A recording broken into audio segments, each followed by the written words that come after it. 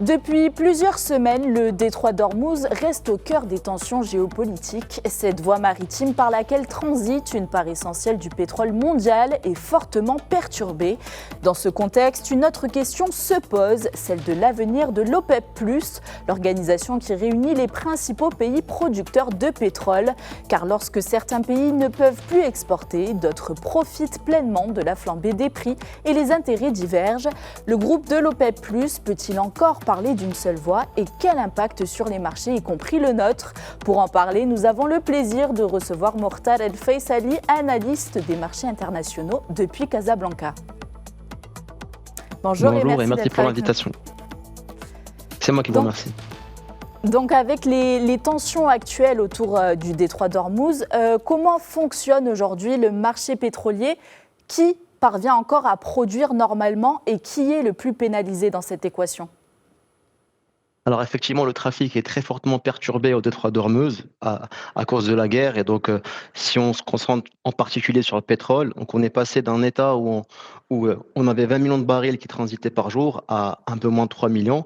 Et donc forcément, il va y avoir cette divergence dans les pays exportateurs, donc ceux qui ne sont pas dans le Golfe Persique et qui peuvent écouler leurs exportations, et ceux qui sont malheureusement condamnés à subir ce blocage.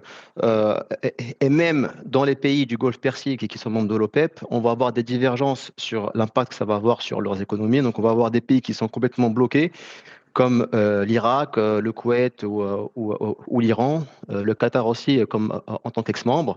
Et on va avoir des pays qui sont de la région, mais qui arrivent, qui avaient plus ou moins anticipé ce genre de choc et qui arrivent à écouler leurs exportations justement grâce à des solutions de repli. Mais bien évidemment, ça va pas, ils ne pourront pas écouler euh, toute leur capacité de production. Mais alors, dans cette situation de difficulté d'écoulement des stocks, il y a bien des quotas qui sont décidés par l'OPEP+.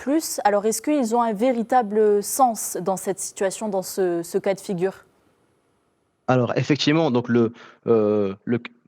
l'OPEP fonctionne en termes de quotas et donc il y a deux types de pays, donc ceux qui sont bloqués par la géographie et pour qui les quotas sont théoriques parce que de toute façon, ils ne peuvent pas produire à hauteur de leur capacité réelle.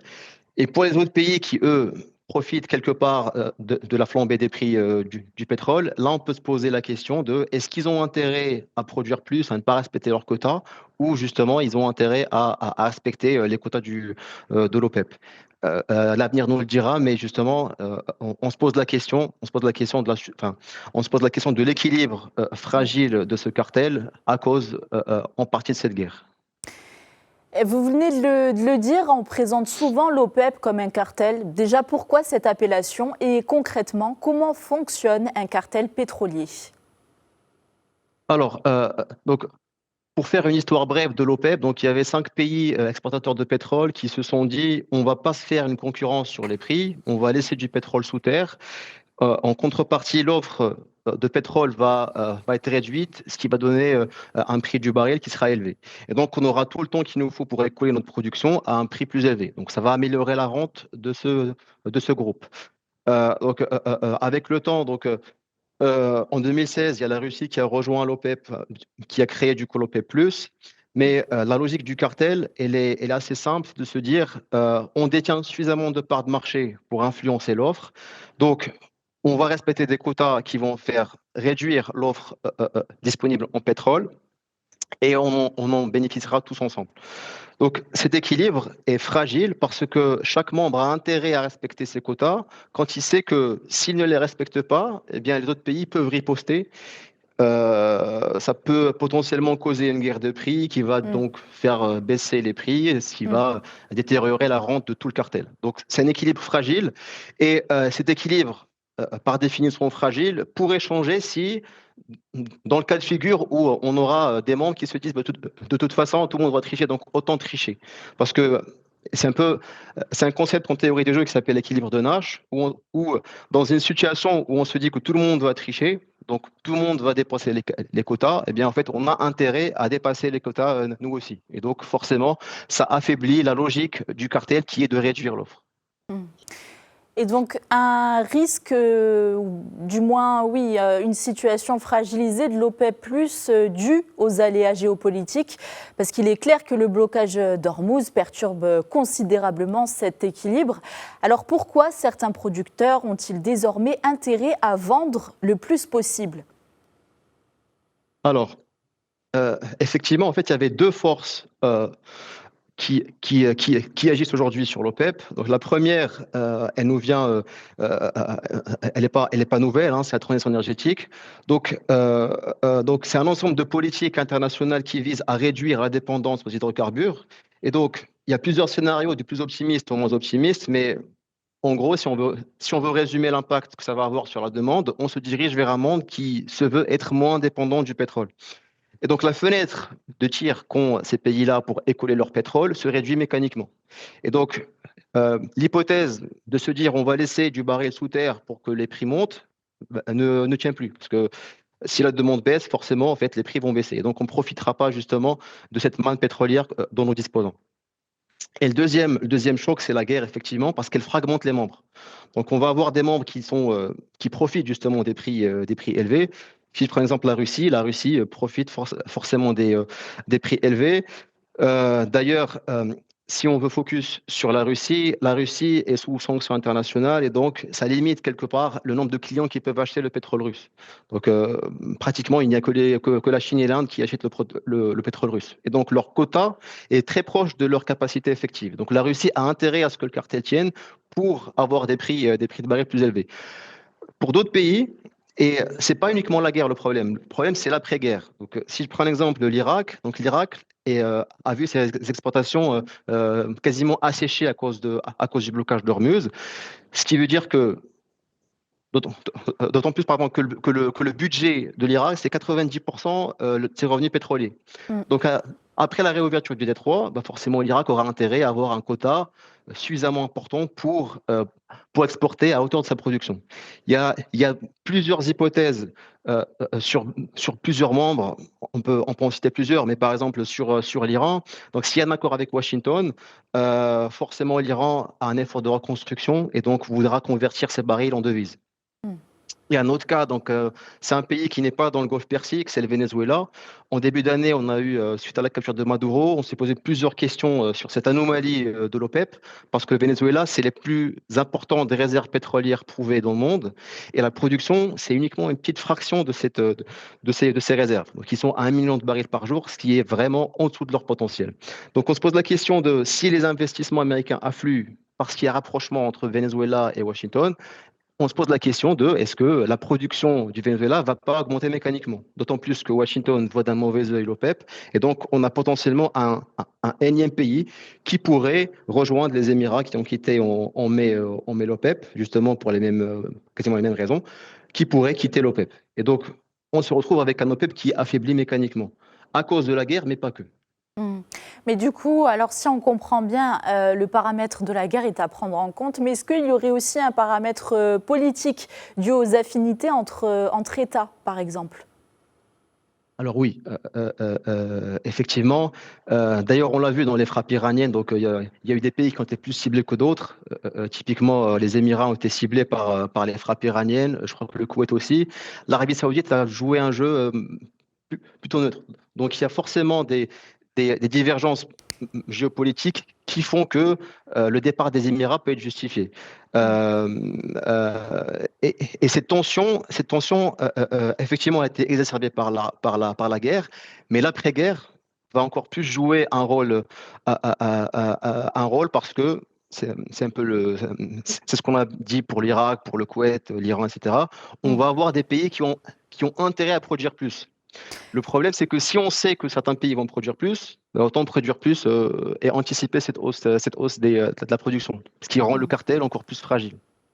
Mais vous l'avez cité avec le départ des Émirats arabes unis qui ont quitté donc l'OPEP+.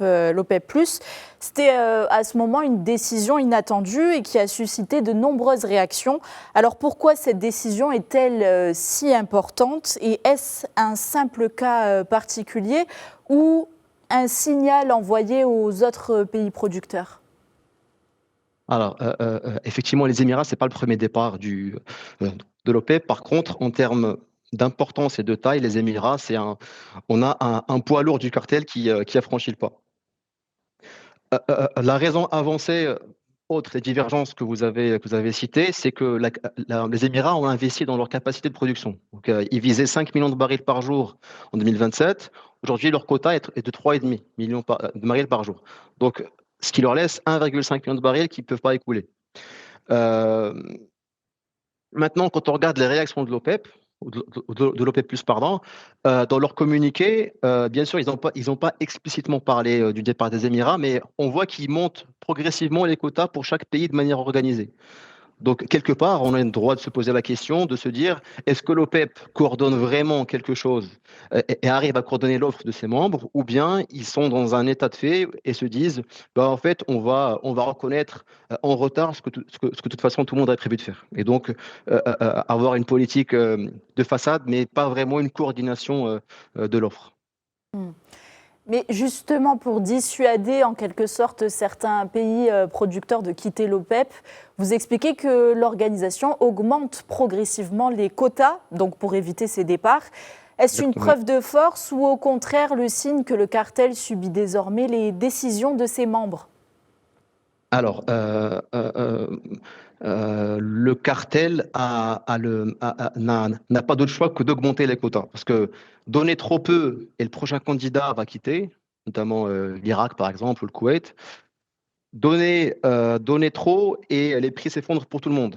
Donc, quelque part, ils sont entre le marteau et l'enclume. Donc, ils se disent, on va limiter les dégâts en augmentant les quotas parce que de toute façon, c'est ce que tout le monde allait faire. Ce qui va garder une OPEP qui sera affaiblie, certes, parce que les membres ont tous intérêt justement à produire après la guerre, mais qui pourra potentiellement coordonner l'offre, même si cette capacité va être détériorée grandement après la guerre.